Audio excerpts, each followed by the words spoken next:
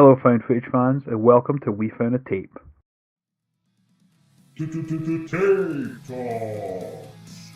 Welcome to Tape Talks, a special new series from We Found a Tape. Here we sit down with directors, filmmakers and cinematographers to deep dive into the creative process behind found footage filmmaking, from writing and shooting to the journey of bringing these unique stories to life. Welcome everyone to a brand new episode of Tape Talks presented by We Found a Tape. We're joined again by Vander, who has an upcoming movie releasing on June 5th, which is called Go to Sleep. And we're excited to chat to him about it today. Chris, how are you doing today?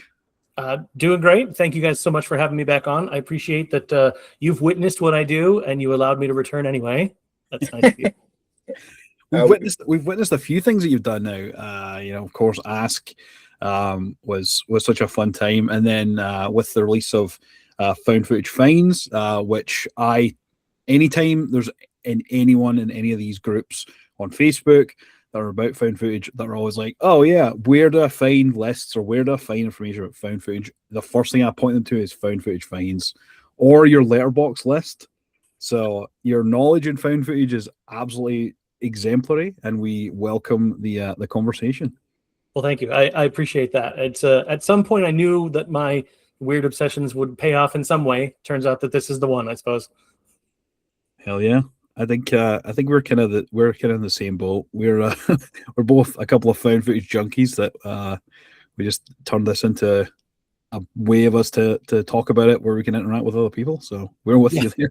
Yeah, instead of keeping our strange predilections to ourselves, we force it on the public, and hopefully some of them like it.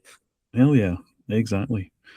It's funny you mentioned his letterbox list, because anytime that I've gotten into a brain rut as far as what I want to watch that I've never seen before, I just kind of go back there and look at it, because to me it's considered a master list, because it's just such a long list of movies. So it's really well done, because there's so many choices on there.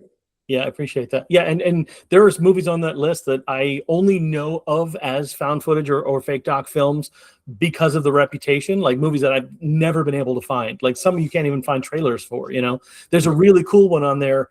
I think it's called Siege at Market Street, which literally is not available anywhere because first of all, it's made by Max Allan Collins, who's a comic book writer, but he was also the guy who wrote the graphic novel that was turned into Road to Perdition. But anyway, he made a found footage film about a robbery at a store, and it's all shot on security cameras. But when he released it, he put it out on DVD, and you could choose your own camera to watch the content with. So it was like interactive, very cool, but doesn't translate to any other format. So it's never been released anywhere else. So it's one of those ones that has always sort of just evaded my capture. So, wow. Yeah. And when I was watching one of the found footage finds, I believe that there was one there. It was called the DVD or the menu, and you could choose your own adventure through the different available options in the menu. And that was another one that didn't translate well, and the guy ended up just putting it all out on YouTube. Yeah, well, and that one's cool too, because technically it's a short film, but it's all the special features on the disc that tell the story, like the sort of the nightmarish backstory to the movie and what happened and all the people that were involved. Yeah, that's a really interesting one. But again, because of the scant use of physical media, unfortunately, in the world, it didn't hit the way that I think it would have had it come out, I don't know, 8 or 9 years earlier, or had a bigger push or something like that. But yeah, it's a really cool exercise. Yeah. It's very, very inventive. I always appreciate these types of films that really go down those strange and wonderful avenues. Very cool. And speaking of found footage, of course, a brand new film out called Go to Sleep that you've been working on. Why don't you tell us a bit about it? How did you become involved in the project? Okay, so Go to Sleep. The essential pitch of the story is it's a recently separated man who was living alone, newly, and he discovers that he's sleepwalking at night for the first time in his 40-something years of life. And as he records his activities, he starts discovering some questionable behaviors on his part and potentially the presence of another person other than himself. So that's sort of the kernel of the idea. Now, the way that the film came about is Steven is a friend of mine. He actually was in Ask. He's the police forensic tech in the opening and closing of Asks. But he's an editor. He's the one that helped me with the putting together of Ask. He's the one that did the only visual effect in the entire film, the vanishing sequence. He did that.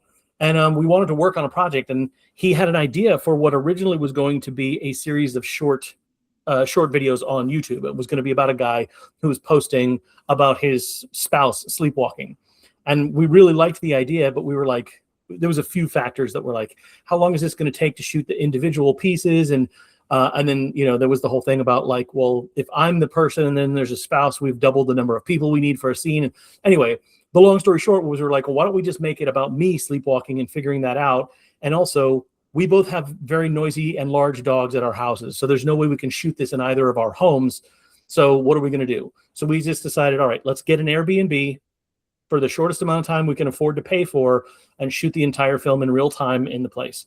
And so that's what we did. We rented an Airbnb, the one that you see in the movie, and we shot this entire film in about 32 hours. So, yeah, so that was the origin of the making of this film. So it's a kernel of an idea from Steven about the sleepwalking and figuring out what's going on. And then from there, we just expanded based on, you know, well, what makes it interesting for a guy by himself in a house who's sleepwalking? Where do we build from that? What's the emotional state that has put him there? What are some potential explanations or red herrings, etc.? And then got to where we were. Nice. Yeah, that's insane that it was 32 hours. That's typically a question that we'll ask. How long was the filming period? And that might be one of the shorter ones that we've ever heard of, to be honest. Do not recommend shooting a feature film in 32 hours. Especially, and this is Steven is a fantastic filmmaker, notoriously not interested in being on camera or on mic. So I ended up doing a lot of the production, a lot of the publicity.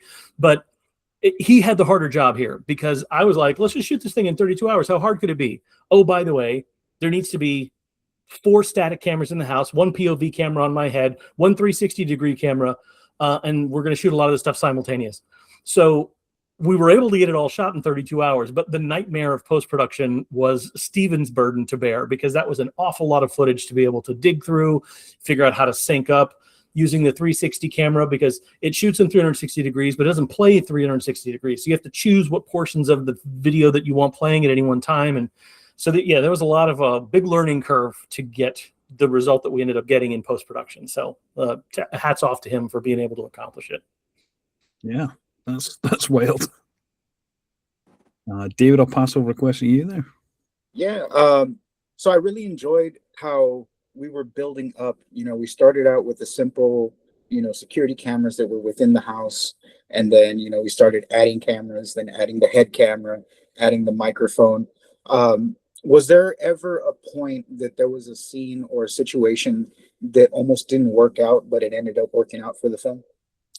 Well, there's a scene that didn't work out and then didn't work out and didn't end up in the film. So there's one moment where there's a guy that I'm talking to on the phone. One other character besides me and besides the mysterious figure, which is Dan, who you might remember also from Ask. He was the guy on the consultation call who immediately knew that I was full of shit, my character in Ask. He was the one that could tell that I didn't know what the hell I was talking about. So he plays the guy on the other end of the phone calls. Well, you'll notice there were 2 phone calls with him in the movie. There were 3 that were shot. One of them ends up as just a screenshot on the phone. You see the screenshot of the phone conversation we're having after I cut my mouth open. We shot that entire sequence. And I was, you know, basically shoving gauze into my mouth to stop the bleeding from the side of my mouth from the scene before. And it just it didn't play right. There was something weird about the tone of it. I don't know if it was because I was trying to enact it at the same time that a friend was holding up the phone and it just did not work. And so the very smart workaround was that Steven came up with the screenshot that shows me putting the gauze in my mouth, because the whole premise of like, well, that has to be addressed. I can't just go straight into another monologue in the next scene without addressing the fact that I should be bleeding out of my mouth. So we put that in there as the solution. But yeah, that was the only piece of footage that I think we shot with the intent to be in the film that didn't end up making the cut, which in itself is actually kind of impressive considering how fast we were shooting and how much could have ended up on the cutting room floor when you think about it, you know, in terms of like quality delivery. So so I was pretty happy with that. But yes, there was absolutely a scene that did not pan out for us. Interesting. Okay. Nice. Yeah. And I think it's a good lesson for other filmmakers too, which is to say, there's always there's a solution. You just have to be creative to fix it. Sometimes you don't have money to go reshoot, or we can't go back to that Airbnb. We're not able to get there, so we got to figure out how to do what we can with what we have. And that's kind of been that was my ethos for the entirety of Ask. And our ethos with this one was, we got to get everything on the day, and if we don't have it after that, we got to figure out how to work without it. So most definitely. And in terms of that, and I know you mentioned Ask there, was your approach sort of similar or the same with Ask when making this from a performance perspective? Was it a sort of similar process that you went through with that? Not exactly. Well, so it was very similar in the sense that we did not have a script. We had a breakdown. We had a treatment of what the story was going to be, but we didn't have a script. We were smart enough to know that 32 hours is not enough time for me to be able to deliver scripted dialogue the way that we want it written. So we had the beat sheet. In that respect, it was similar, but I think it was very different in terms of the characters.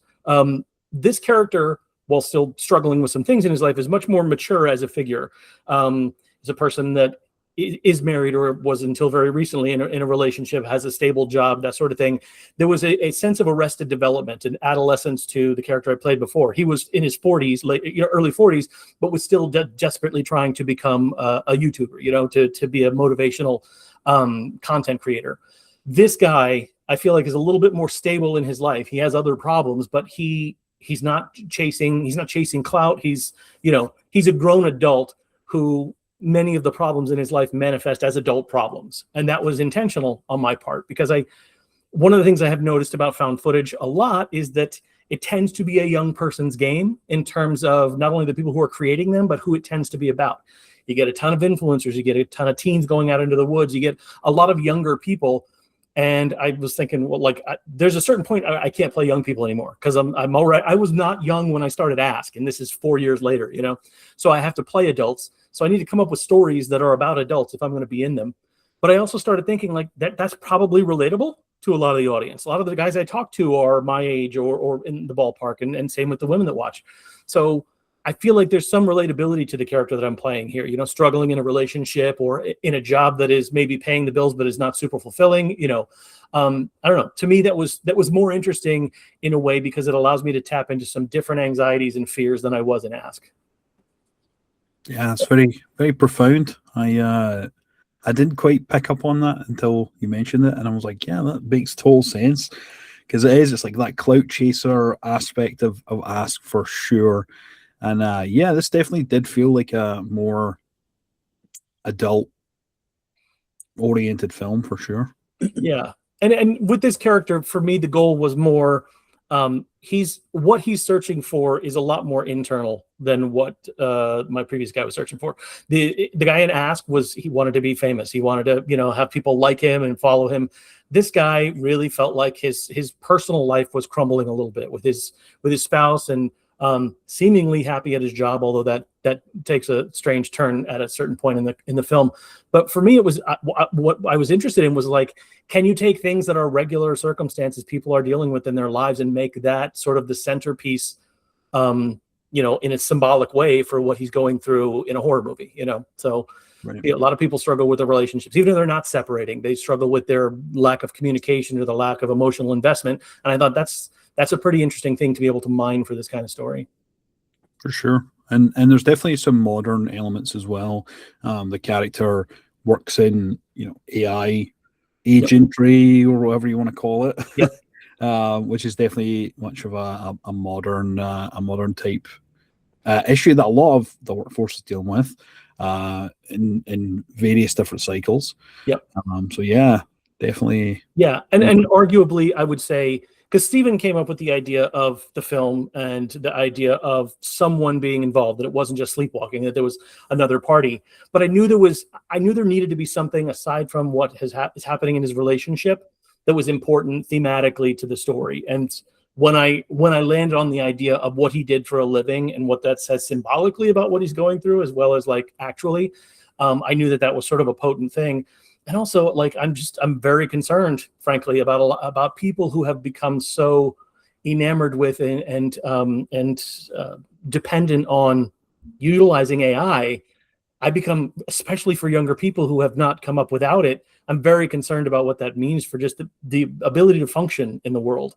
And so I thought, well, here's a relatable, I think a realistic, somewhat relatable way to talk about the idea of someone not recognizing how many pieces of their lives they're just sort of handing off to something other than themselves, and what that actually does to us. What seems like simplification is actually sort of robbing us of some of the more important experiences we have in life. And so that became sort of a subtle symbolic theme throughout because of his job. Awesome. Yeah. And were there any particular found footage films or performances that you were watching in the run up to this film that would have been an influence at all? Not so there weren't any specific found footage. Well, there weren't any specific films I watched in reference to this, mostly because once we land on an idea, I try not to watch anything that sounds too similar, because I don't want there to be unconscious influence with the thing that I'm working on. I will ask people about, what they thought about a certain movie, and I'll hear like bullet points to just make sure that I'm not like plot wise taking something wholesale that somebody else is doing. But I try not to watch too much stuff in this same arena, because I don't want to be unduly influenced by somebody else's work. But Steven and I are both huge fans of POV style footage in a movie, of a camera moving as human eyes, essentially. And the big inspiration for me was just on an idea level, was not a specific movie, but it was the idea of found footage is very good at doing jump scares using POV. And I thought what I was very interested in is it possible to make something that is sustainably uncomfortable without using a jump scare, by using long, uncomfortable, quiet takes of seeing something that is coming and are unable to do anything about. So for example, the mirror sequence, that was really for me the set piece of like, can I have a moment that is deeply, deeply uncomfortable for the audience to watch, but not because it's super graphic. It's because of the insinuation of what you think is horrifying, and the sort of the slow unraveling of that. That for me was what was fun about sort of finding on the day in this shooting. So, yeah, that was one particular scene that made me wince more than once. That's for sure. Yeah, that one and the pool scene, I think, were the ones where we knew that were going to be the most effective if we could pull them off.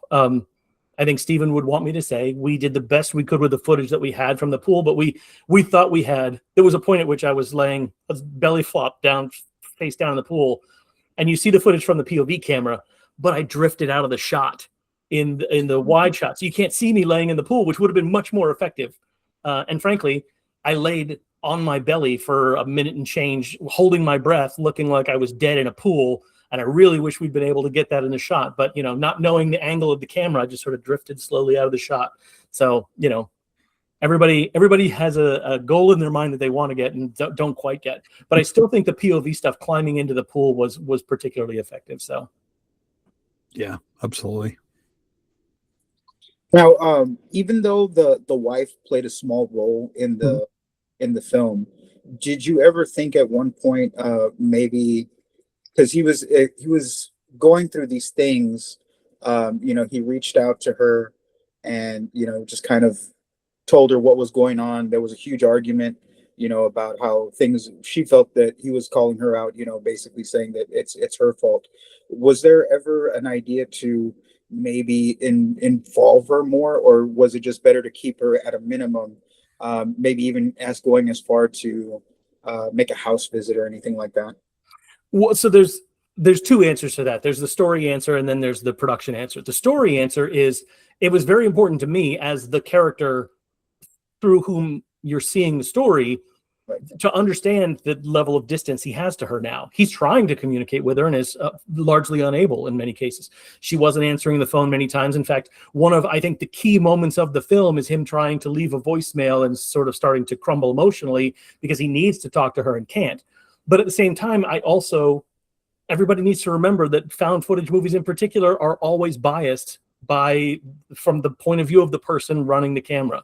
When they start and stop, what they leave in and what they take out, it tells you who it is, whose perspective you're seeing it from. And it was important to me that we're only seeing it from his perspective, which is why you see the conversation where she's mean to him, but we didn't see any of the conversations when he was still living back at the house, and God knows what their interactions were, right?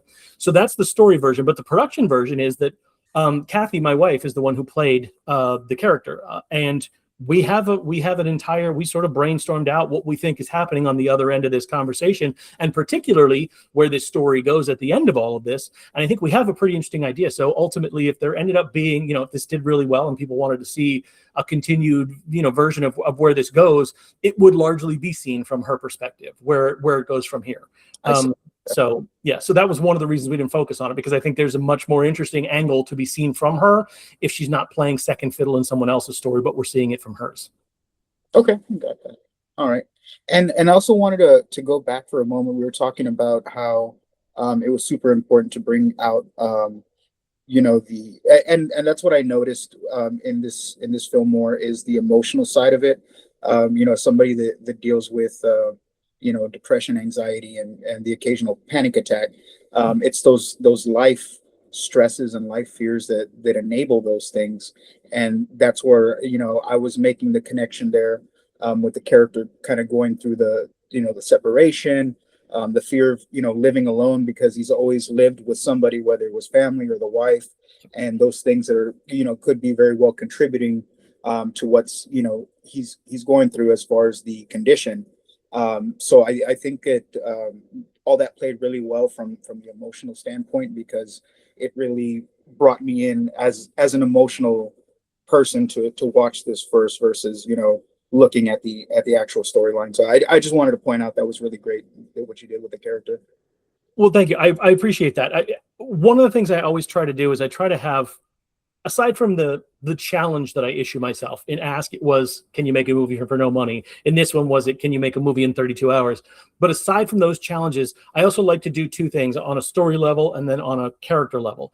And in story level, I want to say there's the what's happening, and then there's what's going on, right? There's the plot events, but then there's the what does that actually mean? What are we getting at with the plot events? And that's a little bit of symbolism, which I don't want to belabor, because I want people to be able to take what they want away from it.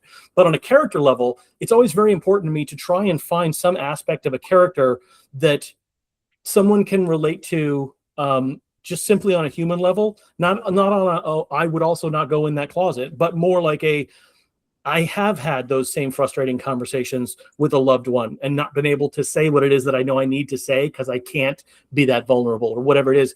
For me, that's really important, more so than someone doing the thing you would do in a scary moment, like, how come you didn't turn the lights on? How come you didn't whatever? Usually when someone's complaining about that stuff in a movie, it's because nothing else that character is doing has been compelling enough as a human being that they're willing to overlook the dumb mistakes they make elsewhere. But in my case, I think with Ask and with this, there is a level of recognizable human behavior just on a functional everyday level that people are willing to accept when my guy does something stupid, because in every other way, they recognize him as a real person who is struggling with something, and they can relate to that and appreciate it. And so what you're talking about, those issues, whether it's situational depression or whether it's been induced by the bad relationship and the over reliance on AI and any of those things, I think they're all relatable. And making that character relatable means when I make the dumb decisions, you're willing to go a little further with me and accept it than if you wouldn't otherwise. Yeah, absolutely. Yeah, and arguably as well, like, that helps, especially with the found footage medium.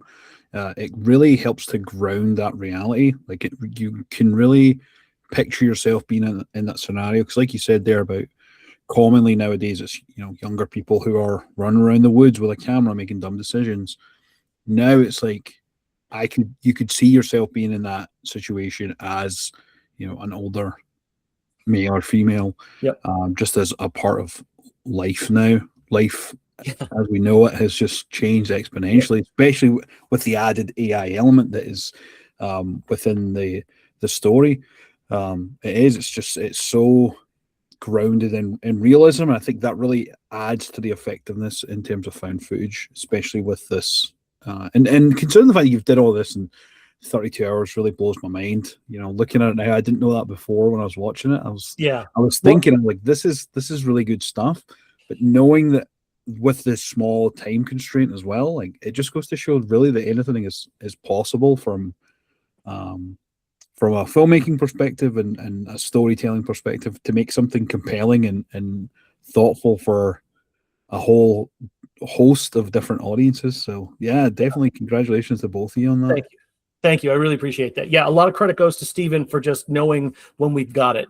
Like a lot of it was, I mean, I'll be honest, for a lot of the talking head segments, I think we only did a second take on one of them. Aside from the conversations where it was like I was talking to Dan or I was talking to Kathy, in those scenes, obviously we had to do a couple of takes because just technically you don't know if you have it. So you just want a safety.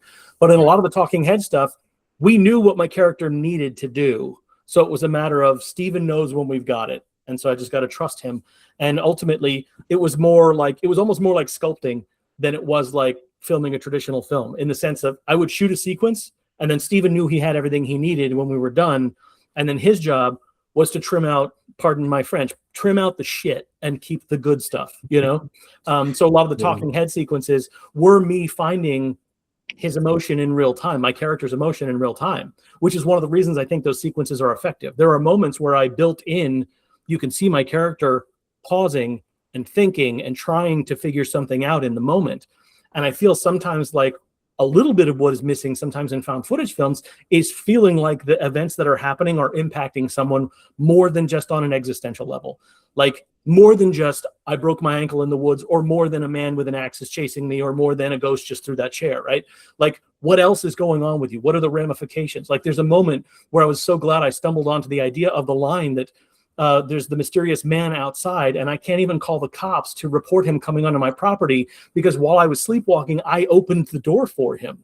So I have just shot all possibility that I can tell the police the man is invading my home because it looks from the only footage I have like I invited him in, right?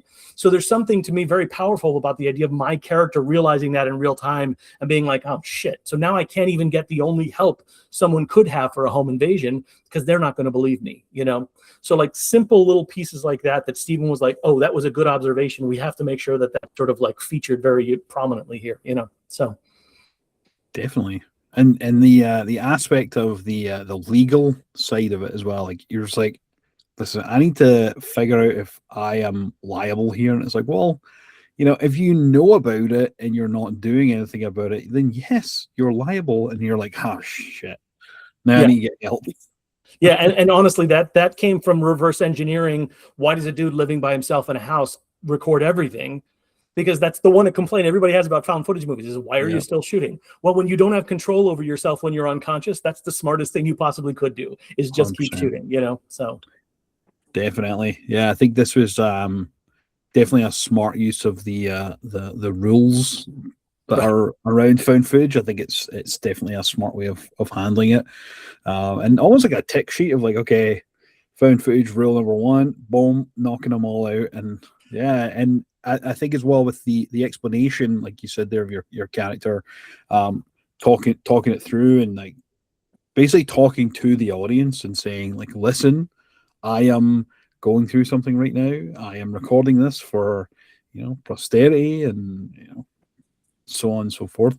I think that really lends itself to a lot of in-world building, story building, and reasoning that is fairly flawless. Like there's not, oh, well, he said this and he did that. It's like a lot of it was very solid and cohesive, which, and again, is another huge thing that I think with found footage can make or break a film.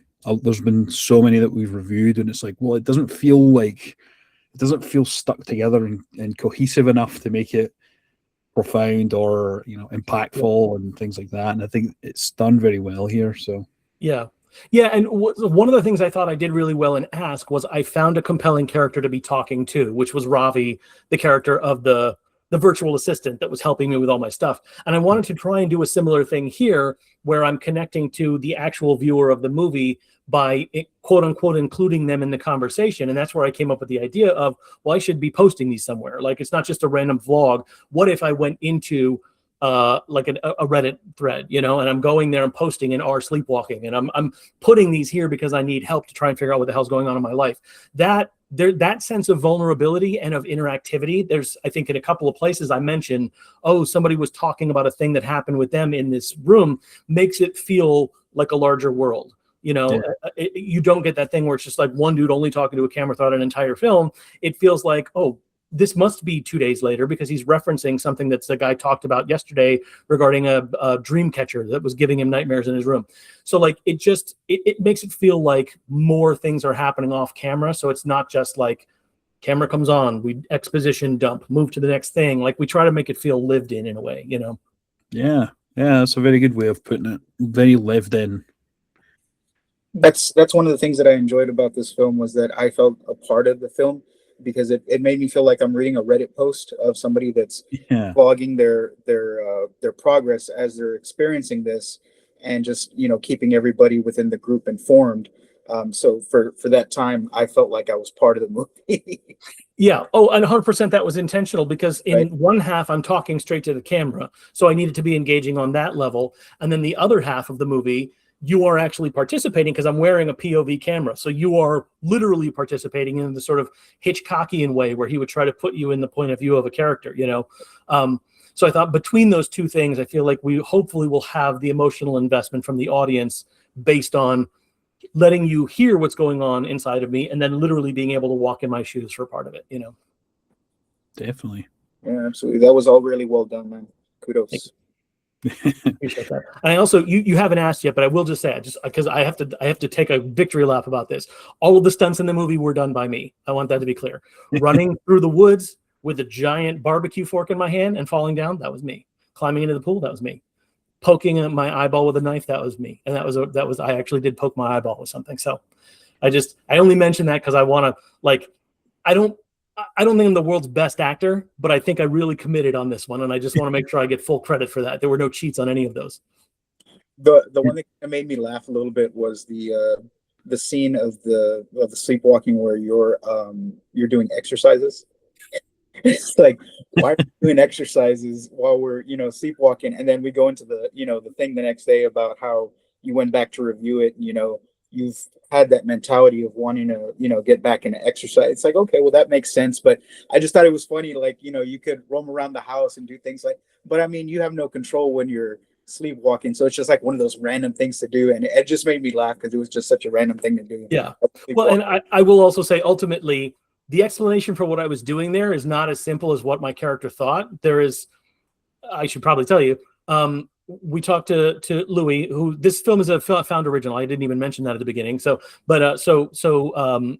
Louis, who's the founder of Found TV, asked me if we want to do any special features. And I was like, okay, well, here's what I'm going to do. In the commentary for the movie, Steven and I are going to do a commentary. That's the only place where we're going to talk about what we believe is the actual explanation for what transpired in the movie. And that's the only place that we've talked about it. So what I will tell you without giving anything away is, in the commentary, we talk about the scene that you're discussing and sort of explain why he's doing that random weird shit that like you said, my character doesn't even seem to have an explanation for. We do sort of touch on that there, I think, in a way that's more clear than the movie itself has provided. So nice. I'm gonna have to check that out. Yeah. So in there, and then we have about a 20-minute behind the scenes featurette called 32 Hours Awake, the making of Go to Sleep. So those are both going to be probably available for people with a membership to Found, but they're also going to be on the physical media release. So nice. One of my questions, are we getting a media release? So I didn't mean to scoop you before you could scoop me, but no, it's all good. It's all good. No, that's great. I mean, I really enjoyed this one, so I'd be happy to own a copy of this. And you'll also be able to hear Steven talk about the movie because he basically refuses to do it anywhere else. Yeah, I'm excited to hear that there's a physical one. That was something I definitely wondered myself as well, mainly just because Found are now putting out a lot more original content. They're putting out more physical releases. I just got a copy of Winemaker, which I was really excited to get. Waiting on Possession in Lincoln County is the next one. So I'm excited to add this one to the collection. And to your point there with the Found TV Plus subscription, what they're also doing as well is they're getting the filmmakers to create behind the scenes content or additional content to add for those specific members. So as well as that, you also get a 10% discount on any orders on the Found TV merch site. So just to let everyone know. So this is your call to action to get Found TV Plus. Yep. And I don't know if it's going to happen with my movie, but I know, I think with Primal Darkness and maybe some other of the originals, paying members get it a day early. They get it, everybody else gets it on a Friday, and I think they get it on a Thursday. So you can scoop everybody. You can check it out. So that's pretty cool. Like I said, I don't know if it's for all, but normally they let you know if it's happening, that it's coming out early. So, but yeah, I was really proud of the behind the scenes we put together. It ended up being about 20 minutes long. And the victory lap I'll take on that is that I assembled that on my own, and I sent it to Louis, and he said, "Hey, can I use this as a sample to show all the other filmmakers what they should be making for their behind the scenes?" I'm like, "Yeah, of course. Anytime you're going to brag about me, you can absolutely feel free to go ahead and do that. And I'm certainly not going to stop you."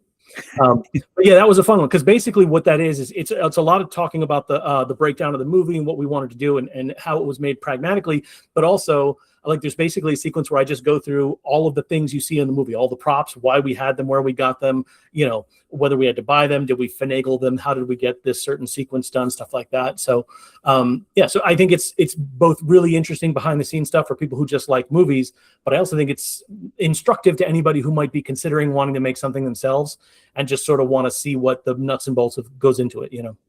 Brilliant. Yeah, I was just going to say that as well. I think it's incredibly helpful for any future filmmakers to check out behind the scenes. I think that's also another great point for physical media, because you don't get that when you're watching something on Netflix or Amazon or even Tubi. You don't get to see these behind the scenes featurettes, and usually they're very profound, and there's a lot of great information. From the technical aspect of making a film to the creative decisions to just even people just sitting being candid about their time working on the film. And yep. I'm in the process of working on behind the scenes for the guys who made Jim's Room. They are in the middle of making a new project, which I am in the process of helping with. So I am holding the BTS footage, cutting some of that together. So I'm excited to see the featurette and get some pointers. That's awesome. Yeah, no, there's something interesting that's happened with found footage fans. I think found footage fans in particular, which is not only the embrace of found footage, but the embrace of physical media. Both of those feel a little bit like a pushback against the systemizing of certain things in a way that people don't like. I think they're kind of tired of algorithmically being shown specific things that have to go at a specific rhythm, and then 3 minutes in, this thing has to happen, and you can't show credits because people won't keep watching. And I think found footage fans don't like feeling like they're being programmed like everyone else is being programmed. They want to have an experience that feels authentic, that doesn't feel like it's not only programmed, but also processed to the nth degree. And I also think the reason that that physical media appeals to them is because that's very connective to the experience of found footage, because they're recording with the machine, right, that's capturing this footage. Not like a narrative movie where we're supposed to pretend there's no camera. There was a camera participating in this story, which means a recording exists, and now you have a physical copy of it to hold in your hand and keep on your own. And there's something about the tactile interactivity that gives you a connection to the rest of the audience. You know, like I think we've been so fragmented and distanced from each other in the way that we experience entertainment now, that found footage movies and physical media are helping us to bridge that gap and feel that sense of connection again, which I'm really excited about. Hell yeah. I'm always excited to see, especially in the wild, just found footage movies in general. That's how I've found a lot of, there's a lot of lists and there's a lot of information online, but sometimes it's going out there and actually coming across it in the wild. I've got like a stack literally right next to me of stuff that I've come across in the last 2 or 3 weeks, gifts for my birthday that was recently and things like that. So yeah, I've had so many great recommendations recently that have been that I've been able to find out in the wild, which was insane. One in particular, I watched Operation Avalanche. Yes. And I had been on the hunt for it for quite some time, and was looking through the drama section. I don't know if you've ever been to Second and Charles, but I was down south, and on the way home we stopped in Pennsylvania. There's a video sort of physical media store. They basically sell used stuff, and they're in the drama section, like at the bottom shelf. Mm-hmm. Boom, Operation Avalanche on DVD, and I'm like, get the fuck out of here. I've been looking for it online. No one has it. There's a lot of Matt Johnson stuff. I'm now recently obsessed with Matt Johnson. So yeah. Well, that and was perfect cool. timing. He literally just put out Nirvana, the band, the show, the movie, which is also a found footage film. Well, fake doc film. But he's been working in that arena since that was what the show was about. Nirvana, the band, the show, and then the Dirties, Operation Avalanche, and now the new movie. Yeah, and he's what I like about him is he has graduated into bigger, more professional film. He made Blackberry, which was a phenomenal movie about the history of the Blackberry. For me, it's basically like a punk rock version of The Social Network. I loved it. And now he's making that new movie that's the Anthony Bourdain biopic for A24. But he's still making these movies in between all of that. These really clever, high concept, low budget found footage films, and I love that. Yeah, I was obsessed. As soon as I went to go see it in the movie theater, I was really excited about going to see it. Immediately told David, I think you need to watch it, you need to find it. And then from there, that's when I went through and I watched Operation Avalanche. I watched The Dirties, which I missed out on the Umbrella release, but hopefully one of these days. But yeah, Operation Avalanche was a cool find, and even just like watching him in interviews and things like that is just so helpful. And again, behind the scenes stuff, like he's talking about the things that he's done, and there was a featurette talking about Blackberry, which I actually, where I work is the old RIM complex, which they knocked down, and Yeah. so a lot of people that I work with worked at RIM when it was around, and so I am very much familiar with the area and what the story of Blackberry and Research in Motion. So that was crazy, and then finding out that he had done that was amazing, and he just shoots and shoots and shoots and shoots and shoots, and I think especially from a found footage perspective, like that's definitely a key aspect that you need to go into when you're going to make a film, is just don't stop shooting. Yeah. And I think he said like if they were going to do an uncut version of Blackberry, it was going to be about 4 hours long. Yeah. Because he was like, I have the anxiety of where I am not used to working with professional actors who need rehearsals, that I need to just shoot it the way that I do it, and just shot and shot and shot. So. Yeah. Well, they did end up doing an extended version. It was a 3-episode for AMC Plus, I think. So they turned it into a 3-episode miniseries. But yeah, fantastic movie. The other thing I love about Matt Johnson, and particularly it's true of The Dirties, is that he used found footage in that movie as an aesthetic. But technically, it breaks a lot of the rules. One of the rules being, who is the character that's shooting this? They address him by name once. He's not really a character in the story. He's always around just shooting stuff, and they never address it. And the reason is because it doesn't matter, because what's on screen is so compelling that you don't stop to wonder who the hell is this third guy that doesn't seem to be affected by any of the things that are happening to everybody else in the story. And to me, that's, there's that old rule where they say, if you notice that it's raining in this shot and sunny in the next shot, we've already lost you, because it means our story is so bad that you're paying attention to the sky and not the acting, And I think that's true of what he was doing. He made such a good movie that I watched that movie 3 times before I realized that I don't have any idea who that person is that's shooting this film. And I don't care, frankly. Yeah. And it definitely translates into Nirvana, the band, the show. I went back and started watching some of those because I wasn't familiar with it. I'd just like come across, I think I'd seen trailers in the movie theater for it, and I was like, "Oh wow, this is cool." And then that's how I kind of found out about it. I got like a pretty big release here in Canada. They still live in Toronto, him and Jay, which is cool. I found out someone I know like is friends with someone that worked on the movie, and I'm like, that's incredible. We reached out, and they politely said, due to the overwhelming amount of people. I'm like, but they didn't have to do that. You could have just ignored.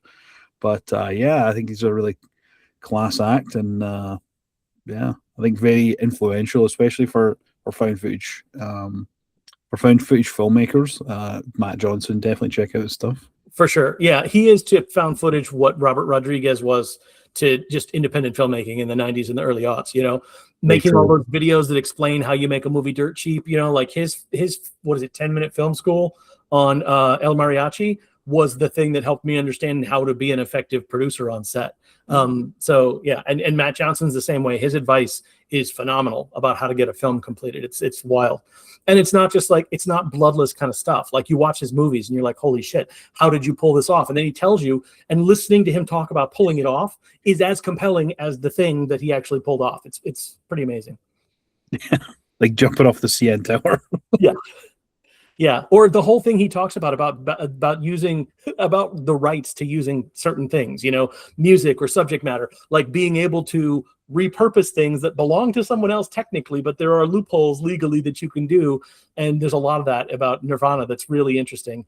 And it's true. It's, for people who have a stronger constitution than I do for risking legal maneuvering, there's a lot of fantastic advice to be found in anything he says.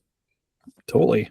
And I think also as well, another thing he's very much a proprietor of is public funding and the available options that are there for filmmakers by these agencies. And, just as long as you build out something that's really compelling enough for them to not say no, then there's infinite opportunity for you to get these funding options that are available to help make the movie that you want to make, which is also very inspiring. Yeah, and not to get on my soapbox, but Canada has always had a slightly better government funding branch for the arts than America has, particularly when it comes to film. So for sure, yeah, and they do film a lot here. Like Handmaid's Tale's filmed in Cambridge, which is like 25 minutes from here. The last like 2 or 3 Adam Sandler movies have been filmed in close proximity to here as well. Richard Gere filmed a movie down the street like 3 months ago. Yeah. Well, I mean, the first 5 or 6 seasons of the X-Files was shot almost entirely in Canada. They didn't move to LA until the show got real expensive once they moved it to LA, but they could afford it by then. Season 7, 8, 9, that show was making a ton of money, so they could afford LA money. But yeah, it was in Canada for the first, arguably the years that made it the most popular. Yeah. Yeah. And a lot of the as I'm originally from Scotland, so there's a lot of film being made in Scotland right now as well. A lot of Frankenstein, the Guillermo del Toro, a lot of that was filmed in Edinburgh. We've seen Avengers movies filmed there. Like it's insane. World War Z is probably one of the most prominent ones that they transformed a small square in Glasgow to look like Philadelphia, and they just basically put because we drive on the other side of the road, they just on the other side of the sign they would put like the big like Philadelphia like stop signs and like street signs, but then on the other side were Scottish road signs that were for the other way of traffic. So so they technically didn't have to like put up huge structures and things like that. I think I also was there when they were doing the Batgirl movie. They shot that in Scotland. It's not like it didn't ever come out. Yeah, I was gonna say pretty much any place can claim that Batgirl was shot there because none of us can prove otherwise. Yeah.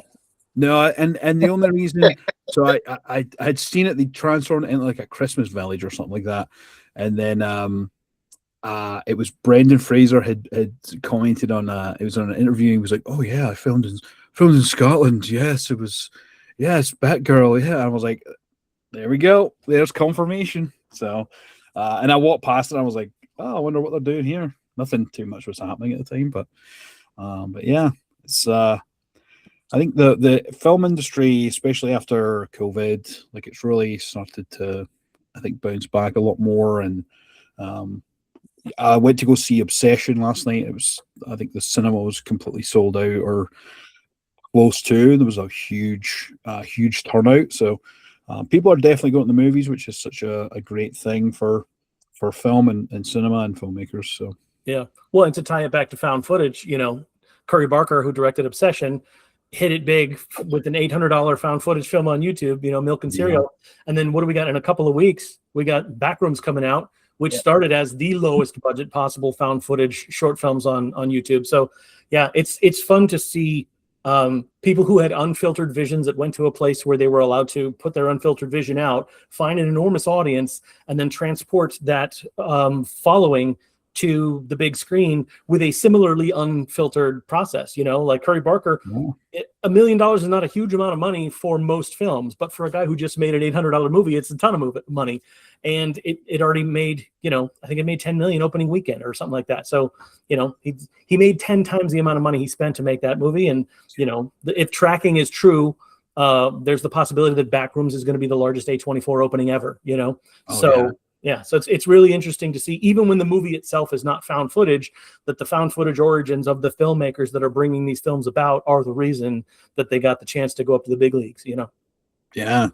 And I think Kane, I'm not as clued in the backgrounds as David is. David's more of the expert than me in that sense. I'm fairly certain that Kane Parsons was like 16 when he made Backrooms, and now he's 19, and he's like one of the 24 film directors, if not the youngest. He was the youngest person ever to be offered a feature film as a director in a Hollywood production. Yeah, he was not even legal age to sign at the time that they wanted him to make a movie. You know what I mean? Like, he wasn't even 18 when they first talked to him about it. So that's crazy. That is wild. I'm excited. It's really amazing to see people do that.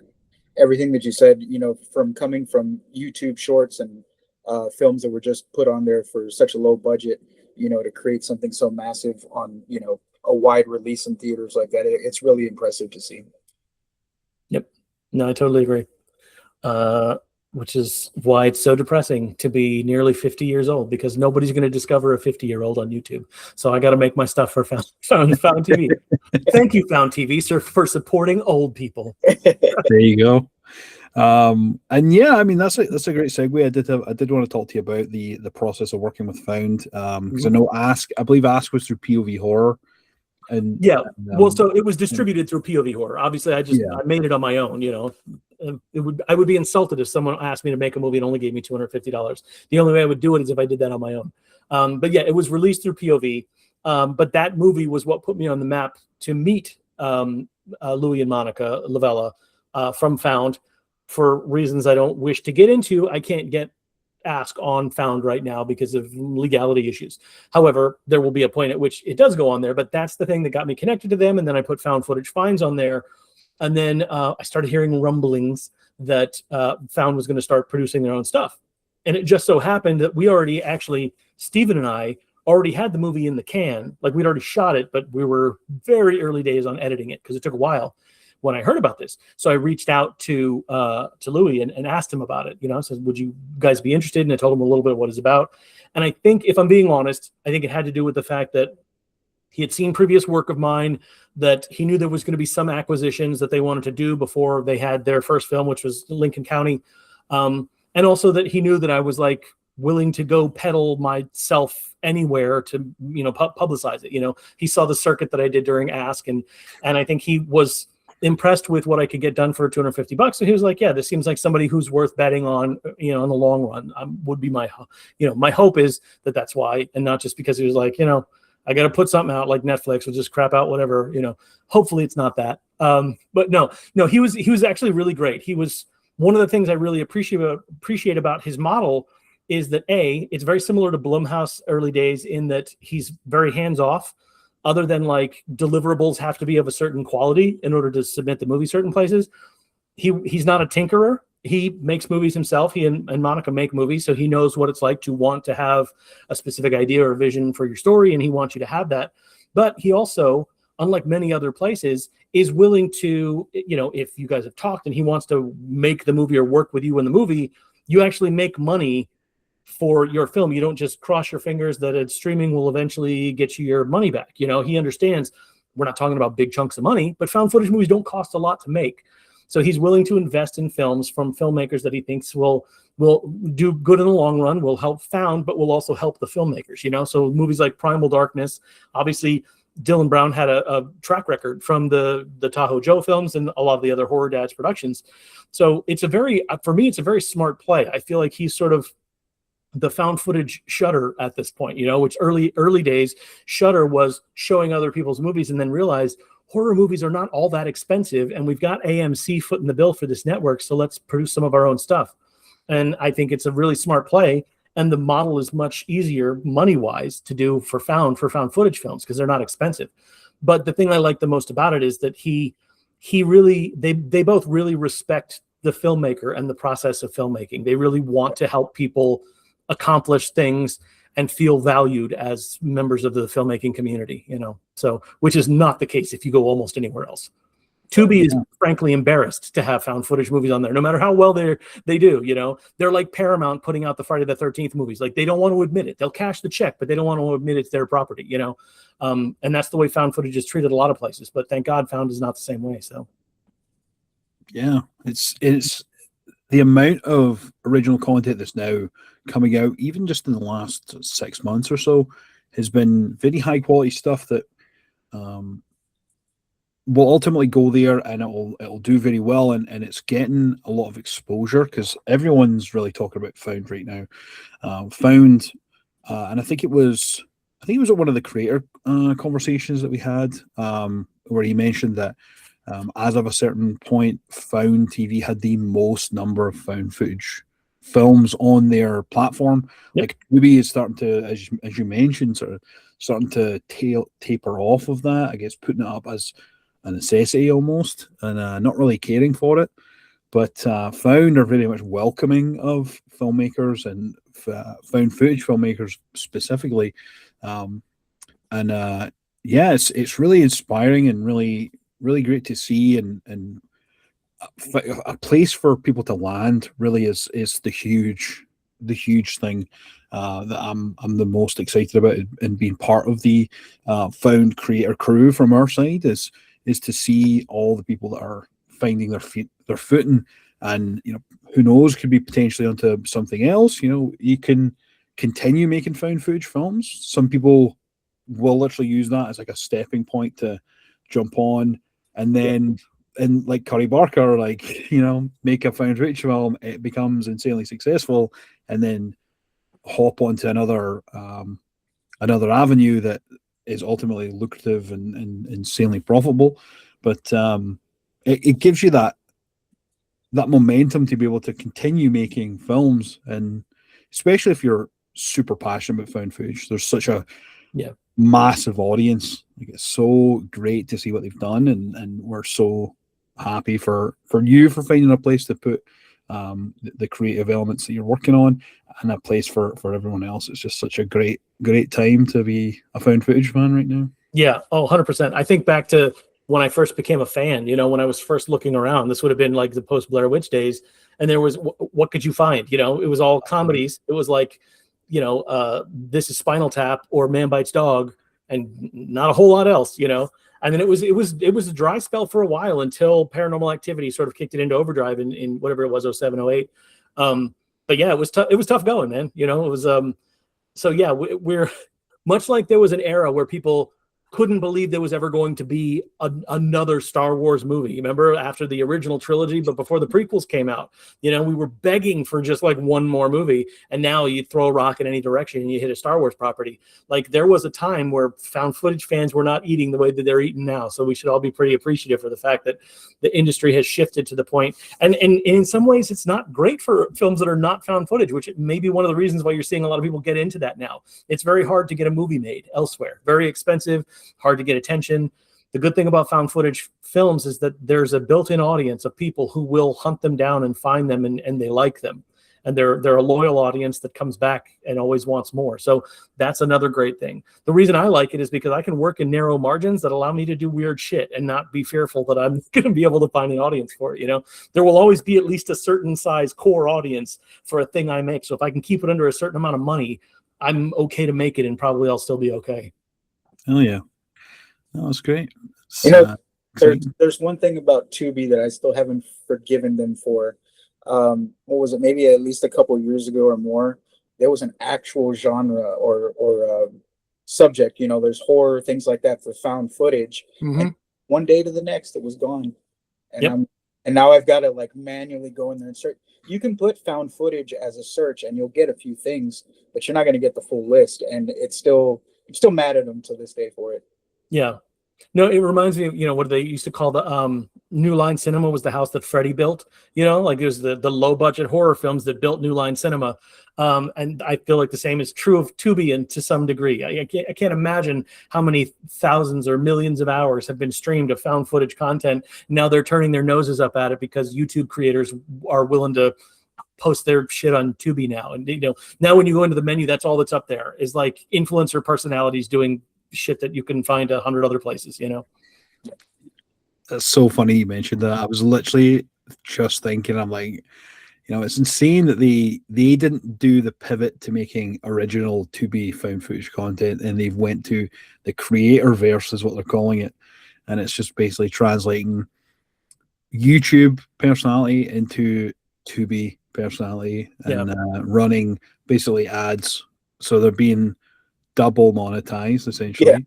Yeah. One through YouTube, one through Tubi, and it's just another avenue of sort of flow within their end, rather than celebrating the bread and butter of found footage. But in the long run, it's their loss is Found's benefit. Totally. I feel like it's crazy to think that they're barely more than 18 months old. You know what I mean? Considering how much they've done in less than 2 years, it's pretty wild when you think about it. And when I do the math on Shudder, I had Shudder for many years and loved that platform, but it was a while before that they were producing stuff that I was like, oh man, they're really putting out good stuff. Where like Shudder became a destination for me specifically for their originals, and I feel like Found is kind of already there and considerably quicker than Shudder got there. So I feel like where we're at with Found is like we're probably on the cusp of witnessing this thing becoming like a major force within the arena, not just within the found footage arena, but like within the streaming arena in a way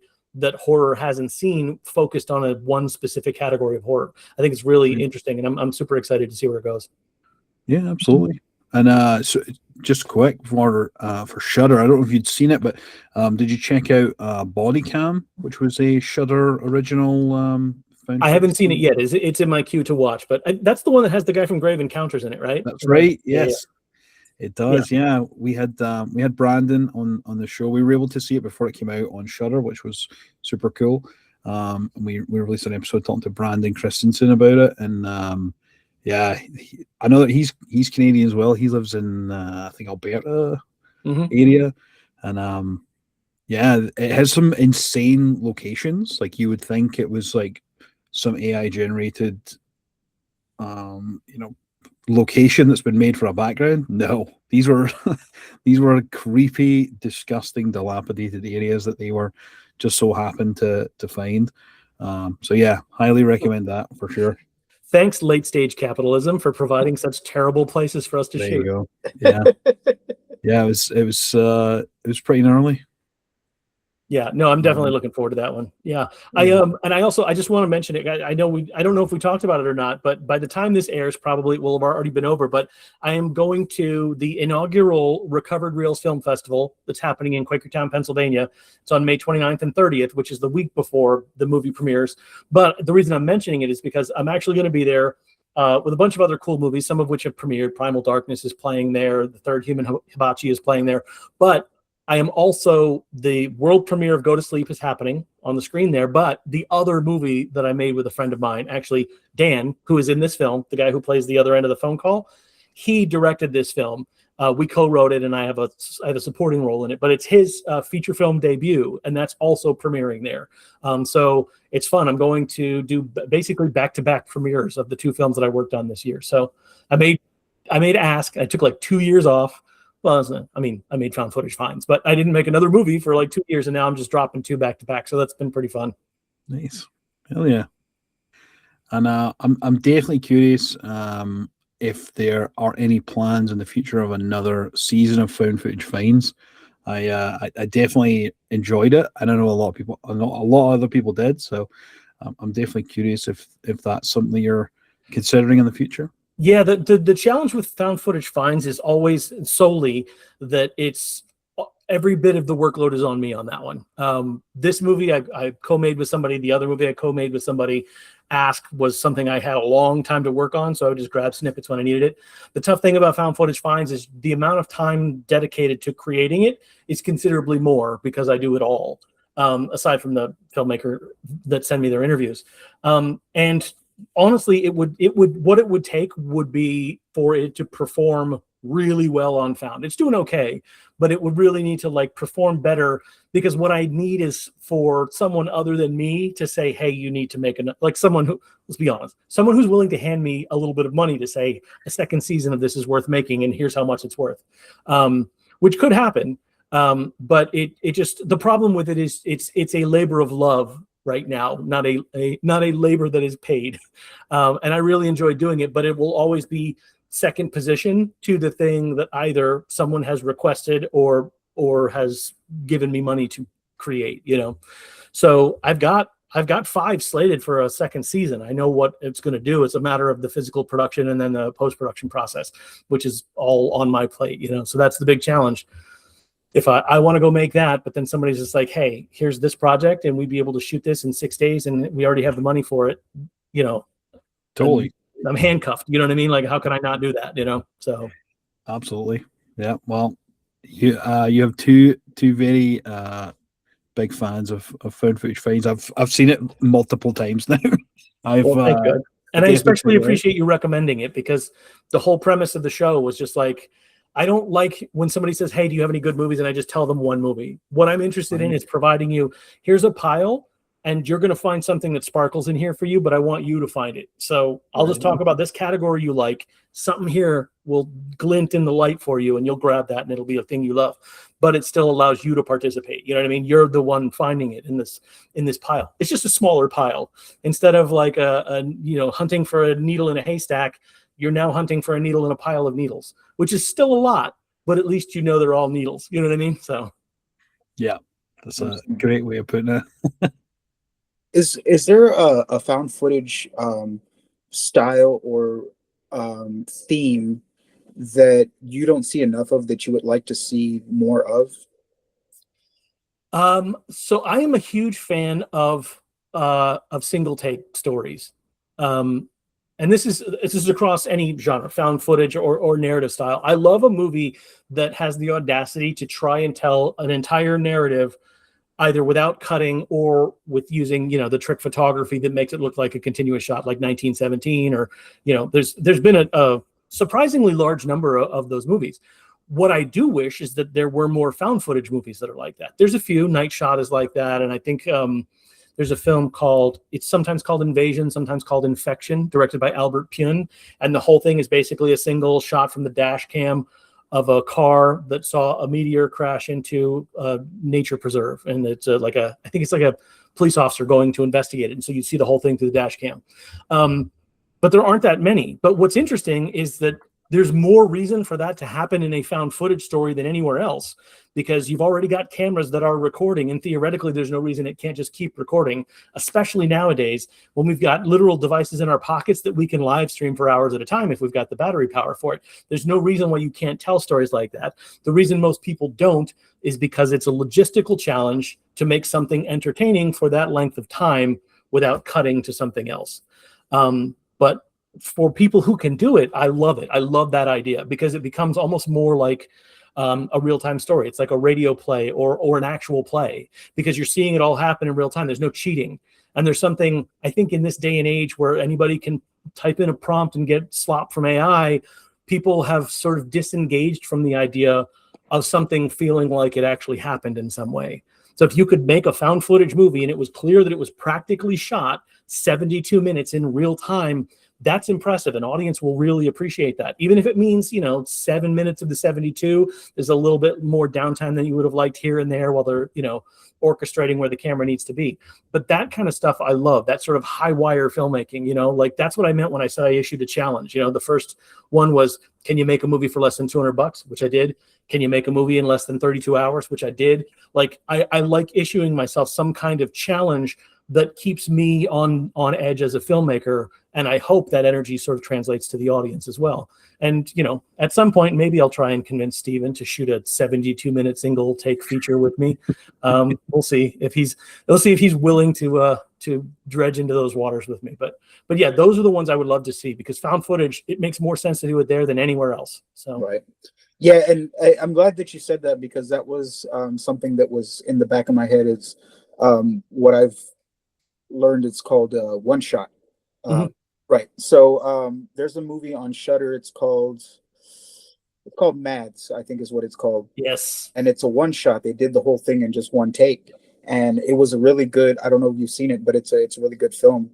Like, there's a lot of like colors and lights, some borderline psychedelic things going on, but it was a really good movie. And then after I watched it, I looked at how the movie was done, and they were saying that it was all done in one shot, one take, which was incredible, because there was so many things going on in that film, to get it right in that one shot. Whatever you got is what you got. Yep. And they got a lot to work with, so thankfully it worked out in their favor. But it was a very cool movie, and I think one shot or one take would do very well in found footage. I agree. Yeah, it will not surprise you that I have a letterbox list of movies that are done in one take. I'm obsessed with them. It's a pseudo documentary. It's called Russian Ark. That is sort of a documentary shot in the Russian Heritage Museum, but it's basically the history of Russia as they go through different displays in the museum. But there's hundreds of extras that are reenacting actual moments from Russian history inside of a single building in real time, all done in a single take.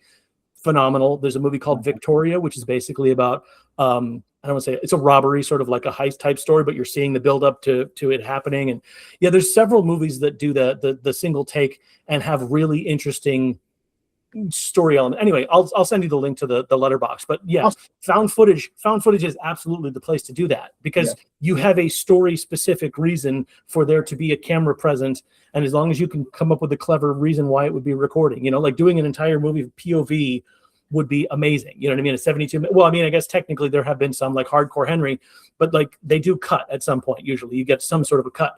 I would love to see one that's just uninterrupted for the full length of the movie, Absolutely. Yeah. And I think as well, I mentioned body cam earlier. That kind of follows a similar premise. It's all set in one evening. It's between two guys, so it really the cuts there are from the different body cams, right? They're going back and forth to them. So it's kind of it's a similar thing. So like the way that they would do it, they were fitted with real body cams, and they're dressed as police officers, and it's them trying to cover up. is really the premise of it is like a cover up basically, and when there's body cams involved, like which capture everything, it really stays true to form in that. And so yeah, I think definitely I'll recommend it again. Definitely check it out. I think it's definitely more in that realm, which is quite an interesting thing. So. Yeah, and then the only other genre I'll just say really quickly, I love anthology movies, but I wish found footage movies were more adventurous with what they do in segments in anthology movies, as opposed to just like we made 5 short films, let's slap them all together into a theme. One of the reasons I still like the VHS franchise this many years later is because at least 1 or 2 of the segments are really clever, inventive ways of using found footage to tell a story, And I would love to like see more found footage where they find a way. I don't care how short the segments are, do something really interesting. Like I would love to see a segment that's entirely seen is the backup camera on a car. You know what I mean? Like the whole thing is just from like somebody puts the car in reverse and we're seeing the footage as a car is backing up. And that's all you see is that one limited perspective from a backup camera, things like that. Like there are really clever things you can do when you don't have to tell a 72-minute story, when it only has to fill up 6 to 8 minutes of screen time, you can be really inventive and weird and fun, Nice. Yeah, there's another one that we got sent like a screener copy of a while ago, and I think they ended up with a physical release, but it's called Underground UVF Underground Video Films. And there's a lot of, it's sort of positioned as like a dark web style TV broadcast, right? Where they just sort of play a number of different user submitted video content, and the purpose of it is just to keep the the station rolling, Right. and there's some interesting elements of that. There's short little segments. There's longer drawn out narrative style found footage segments that are in there. But yeah, that's one that's very cool. It's an anthology. It's made by a bunch of different filmmakers. It edges more on the extreme side in some of them, which isn't everyone's cup of tea. But it was definitely impactful and pretty fucked up at points, which is pretty cool. And Fox Hollow director Tom Hughes. I don't know if you've seen Fox Hollow, but it was fantastic. I think I also mentioned to Richard Waters to pass it along to you. I don't know if he had, but yeah, that's one I also recommend. It's not an anthology by any means, but he was part of that UVF that movie, and yeah, he's made a fantastic found footage film. So. Awesome. No, I'm writing that one down in particular. I've heard of it, but I've not watched it. So yeah, it's funny. Again, speaking of physical media, I literally I bought a copy on DVD, and it came in like 3 days ago. So I I have it here in my found footage stack that I've got for future content. But yeah, highly recommend that. But yeah, Chris, thank you so much for taking the time to chat with us again. It was such a blast. It's always great having you on. You have such a profound found footage knowledge and wisdom that we absolutely love soaking up and shooting the shit with you. So we really appreciate it. Thank you. Anything that's upcoming that you want to talk about, or where everyone can find out more information on Go to Sleep, or you on social media? Yeah, well, so a few things. So Go to Sleep, obviously, just keep an eye on my my social media, which is oh my god, what is it? C Vander. Sorry, I blanked out for a second. What is it? What the hell? So it's it's C Vander on Instagram. It's probably the easiest place to find me, or on Blue Sky. But just follow Found, because Found's going to be talking about it when it comes out on June 5th, obviously. But I do have other projects that I am involved in some capacity. The other movie that I mentioned is called Peak Form. It's directed by Dan Scully, and it's making the festival circuit right now, so it's not available yet. But I will obviously be making sure to paper the world with awareness once we have a home for it. We're just taking to a few festivals first. And then DBS Films, I think you probably know those guys, right? They've made a ton of films. They did Cold Grave. They did just this last year. It was The House on... I always... Haunting It... I apologize.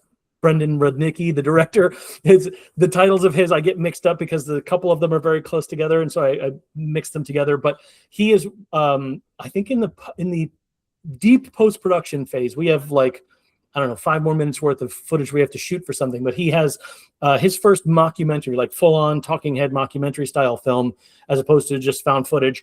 And I play the documentarian in that. So I didn't write it or anything, but I appear. So that's my first appearance that doesn't involve a film that I made. And then I have a small role, very small, I want to say like, I don't know, 2.5 minutes of screen time in the project Dylan Brown is working on currently, A Man in the Woods with an Axe. I have a very fun cameo in there. Keep an eye out for that one. It's a very big acting choice. I'll tell you that. That's the preview I can give you. He told me to go for it, and I feel like I did, and I can't wait to see what the reaction is to it. So there is that. And yeah, and then we've got another project that Steven and I are working on, which is I guess you would call it a Lovecraftian inspired talking head mockumentary. I can't say anything more than that because I don't want to jinx it.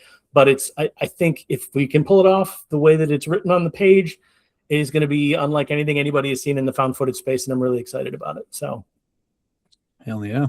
I love seeing new things come out that's either not been done before or just something that's going to change things. I always like to see that in found footage, to see it expand and grow. Yeah, and it's something. It's nothing like the work that Matt Johnson has made, but it's a piece of advice Matt Johnson gave in an interview that got me thinking, and we came up with what I think is a unique concept, unlike anything I've seen in the found footage space before. Which is so I keep wanting to give you guys more than that because I think it's a really interesting hook, but. You know, they say don't tell anybody your idea because then you get that saying, you get the what do you call it? The kick of like oxytocin of like making it. You get it when you tell somebody about it, and then you don't want to go make it. So I'm not going to say anything, and then I have to, if I want to get that bump of good chemicals, I actually have to finish the thing. So, hell yeah, Yep, we're all for that. We're all in support of it. Can't wait to hear more about it when it's coming to fruition. And we wish you all the best with it. And yeah, we'll definitely keep in touch. And you know, I'm always excited to see what you're working on and see and hear that you're doing all these projects. It's so inspiring. And yeah, I'm really excited for you. Thank you. I appreciate it. Yeah, I heard that Ridley Scott didn't make his first feature film until he was over 40. And I'm a few years behind him. And so I got to start putting up Ridley Scott numbers. That guy pumps out like a movie every 18 months, like clockwork through his entire career. So I really got to start pumping out some movies to try and get my numbers up. So Matt Johnson in spirit and Ridley Scott in numbers is what I'm aiming for. Hell yeah. Those are some great influential figures. Yeah. Solid. Yeah. Awesome. Well, thank you very much. And yeah, thank you guys so much for having me on again. I appreciate it. And again, thank you guys for out there doing God's work, sharing great movies with larger audiences so that people get more eyes on them. Those filmmakers feel like they can go out and make another film because that's, you know, especially in this arena, man, there's so many one and done filmmakers because they made a thing and they just didn't know how to find an audience. And so they didn't know that anybody cared. So you're out there doing God's work by making sure people know about them, you know? Hell yeah. Yeah, we do our best.